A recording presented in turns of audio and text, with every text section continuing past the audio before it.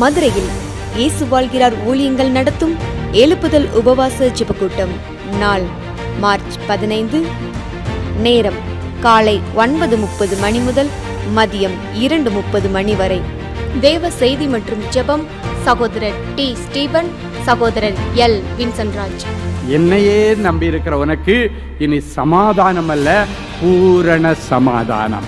எந்த காரியத்தினால உன் சமாதானம் பறிக்கப்பட்டதோ, எந்த காரியத்தினால உன் நிம்மதி தொலைக்கப்பட்டதோ, அந்த காரியத்தில் இன்னைக்கு அற்புதம் நடக்கும். ஒவ்வொரு மனிதனும் என் நாமத்தை வைத்து ஓடுகிற பிரயாசங்கள், அலைச்சல்கள், உழைப்புகள், உபவாசங்கள், ஜெபங்களை நான் அறிந்திருக்கிறேன். மனிதர் பார்க்க கட்டுகிறார்களா, கர்த்தர் பார்க்க கட்டிக் கொண்டிருக்கிறார்களா? அதைத்தான் நான் இப்பொழுது பார்க்கிறேன். பாடல் ஆராதனை மற்றும் ஜெபம் சகோதரி கலா வின்சன்ராஜ். இடம் இயேசு அழைக்கிறார் Jebagopuram, bypass road, Palanganatham, PRC depot அருகில், மதுரை. தெய்வ பிள்ளைகளே, இந்த உபவாச ஜெபத்தில் கலந்து கொண்டு தேசத்திற்காகவும் பட்டணத்தின் எழுப்புதலுக்காகவும் இணைந்து ஜெபிக்க உங்கள் யாவரையும் அன்போடு அழைக்கிறோம். மேலும் விவரங்களுக்கு 9442800449 9442800447.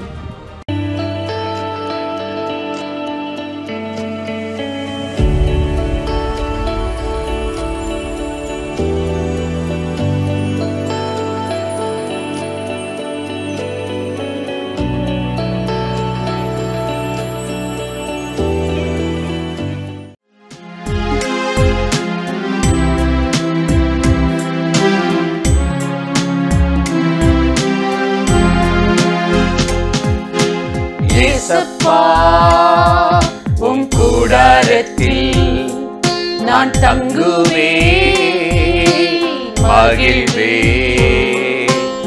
ஏசப்பா, உங்க கூடாரத்தில் நான் தங்குவேன், மகிழ்வேன்.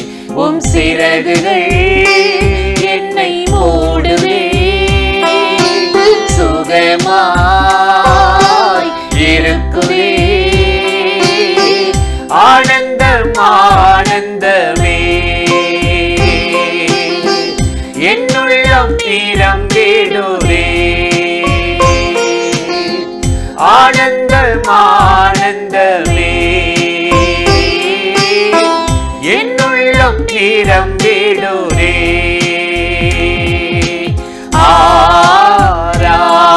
ஆராதிப்பே,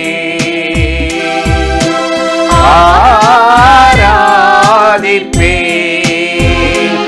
உம்மை ஆராதிப்பே, ஆராதிப்பே. Glory Father, yes Lord.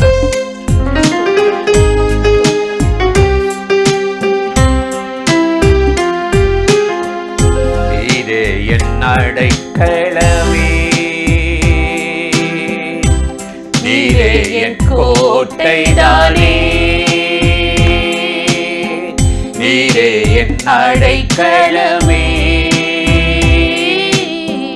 நீரே என் கோட்டைதானே. என் தேவனே, உம்மை நம்பினேன், உம்மை தான் நம்பியுள்ளே. என் தேவனே, உம்மை நம்பினேன், உம்மை தான் நம்பியுள்ளே. ஆராதிப்பே, ஆராதிப்பே,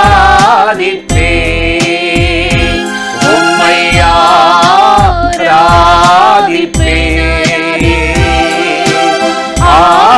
ஆராதிப்பே.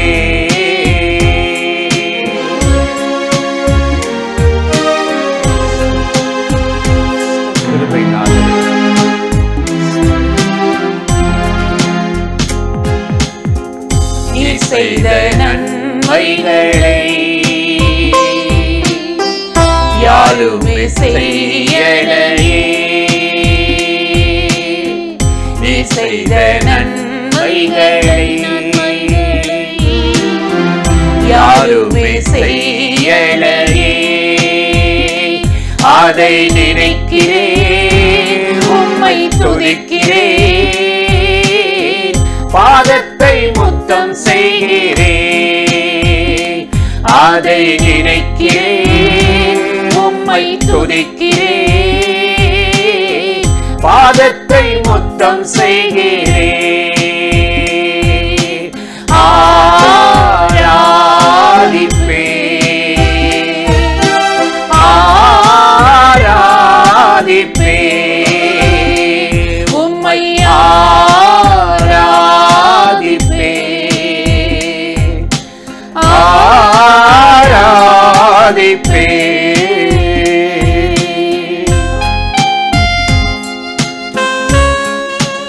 கிருபை நாதரே,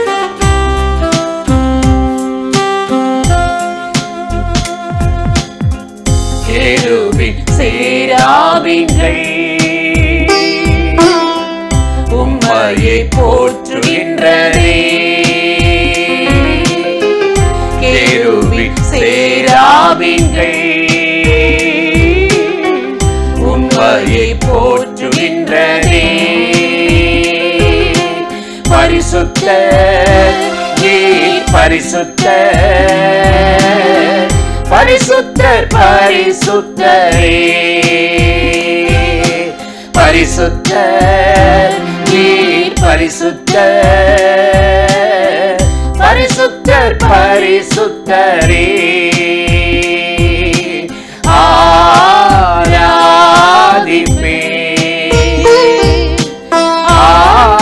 ஆராதிப்பேன், உம்மை ஆராதிப்பேன், ஆராதிப்பேன், உம்மை ஆராதிப்பேன்,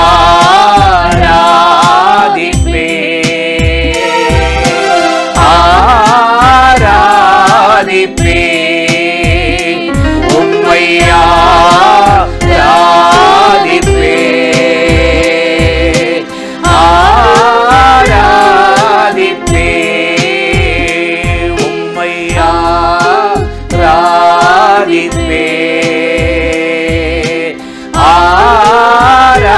ஆராதிப்பேன். அல்லேலூயா. பிரியமானவர்களே, ஆண்டவராகிய இயேசுவின் நாமத்தினாலே இந்த காலை நேரத்தில் இயேசுவை தினம் பார்ப்போம் என்ற இந்த நிகழ்ச்சியின் மூலமாக உங்களை சந்திப்பதில் மிகுந்த மகிழ்ச்சி அடைகிறேன். கர்த்தர் நல்லவர், கிருபையும் இரக்கமும் நிறைந்தவர். இந்த நாளிலும் நம்மை கட்டாயம் ஆசீர்வதித்து கிருபையால் நிரப்பி நடத்துவார். லூக்கா 15:14 நாம் பார்க்கும் பொழுது நமக்கு தெரிந்த ஒரு வசனம். இளைய மகன் கெட்டகுமாரனை பற்றி வேதம் சொல்லுகிறது. குறைவுபடத் தொடங்கினான்.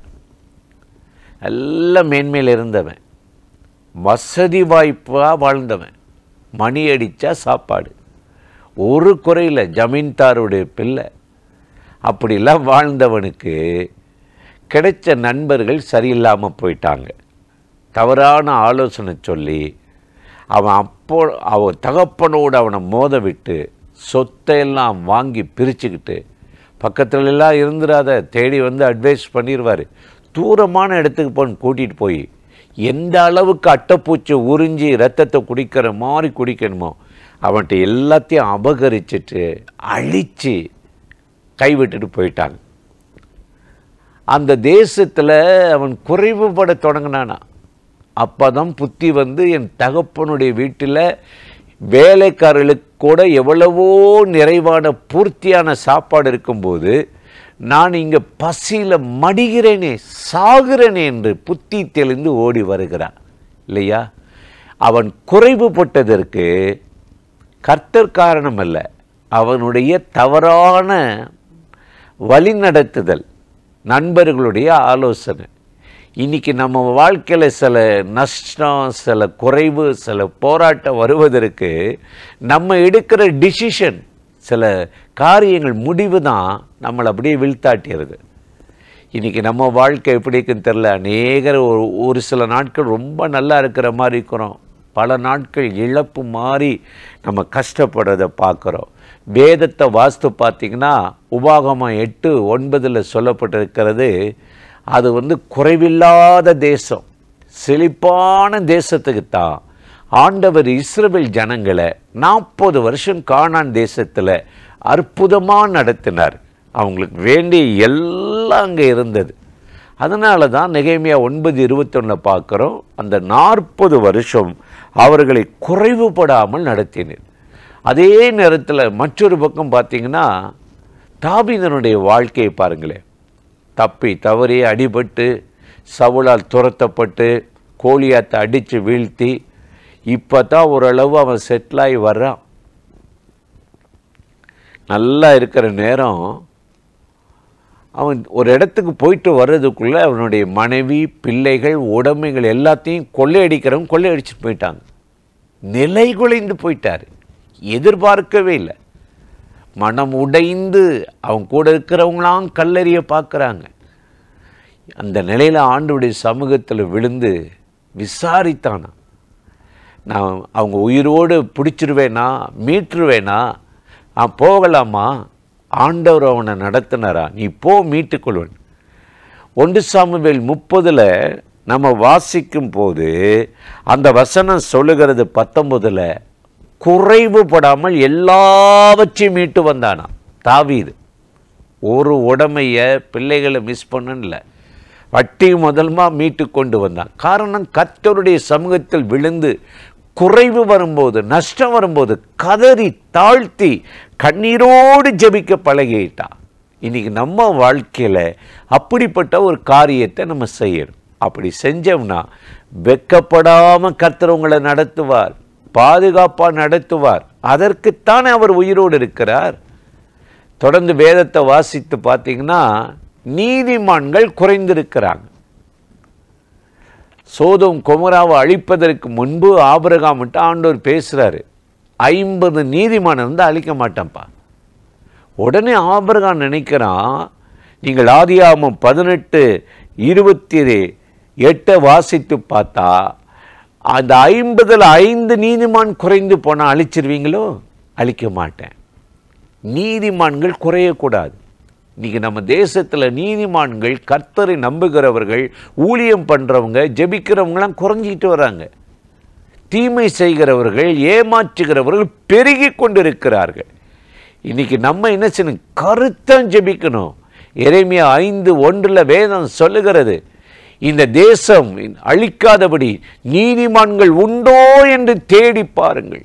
இந்த பட்டணத்துக்கு மன்னிப்பளிப்போம், மன்னிப்பு கொடுப்போம். நீதிமானை ஆண்டவர் தேடுகிறாரா? அது மாத்திரமா? எலியாவின் நாட்களில் சாரிபாத் என்ற ஒரு விதவை இருந்தார். கடைசி அப்பம் சுடுவதற்கு, உணவு ரொட்டியை சாப்பிடுவதற்கு விறகு பறக்கும்போது எலியா சொல்லுகிறார், எனக்கு கொஞ்சம் கொண்டு வா. முதல்ல முடியாதுன்னு மல்லு கட்டி அப்புறம் கொண்டாந்து கொடுத்தார். தேசத்தில் மழை பெய்யும் நாள் மட்டும் அப்பமும் குறையலை, எண்ணெயும் குறையலை. குறைவுபடாத ஒரு வாழ்க்கையில் கர்த்தர் அவர்களை நடத்தினார். இன்றைக்கு இந்த காலை நேரத்தில் இந்த வார்த்தைகளை கேட்கிற எனக்கு அருமையான சகோதர சகோதரிகளே, உங்கள் குறை என்ன? உங்கள் வேதனை என்ன? பற்றாக்குறை என்ன? இன்றைக்கி ஆண்டவரிடத்தில் போனால் குறைவுகளை நிறைவாக்குற தேவன் உங்களுக்கு ஒரு அற்புதம் செய்து வெட்கப்படாதபடி தாவீது எல்லாவற்றையும் திருப்பிக் கொண்டது போல நீங்கள் திருப்பிக் கொள்வதற்கு இந்த நாளில் உங்களுக்கு அனுக்கிரகம் செய்வார். அந்த தேவாதி தேவனை நோக்கி நாம் இப்பொழுது ஜெபிக்கலாமா? அன்பும் இரக்கமும் கிருபையும் உள்ள நல்ல ஆண்டவரே, இந்த ஆசீர்வதிக்கப்பட்ட நாளுக்காக, நேரத்துக்காக, கிருபை இரக்கங்களுக்காக உமக்கு நன்றி. இப்பொழுது யாரெல்லாம் அந்த நிகழ்ச்சியில் இணைந்து உம்மை நோக்கி கூப்பிடுகிறார்களோ, ஜெபிக்கிறார்களோ, அத்தனை பேருடைய குறைவுகளை நிறைவாக்கி இந்த நாளில் ஆண்டவரை நிறைவுபடுத்தும்படி கெஞ்சுகிறோம். இந்த நாளில் அவர்கள் ஆசீர்வதித்து திருப்தியாக்கி நடத்தும் இயேசுவின் நாமத்தில் வேண்டிக் கொள்ளுகிறோம் எங்கள் உயிருள்ள நல்ல பிதாவே, ஆமீன், ஆமீன்.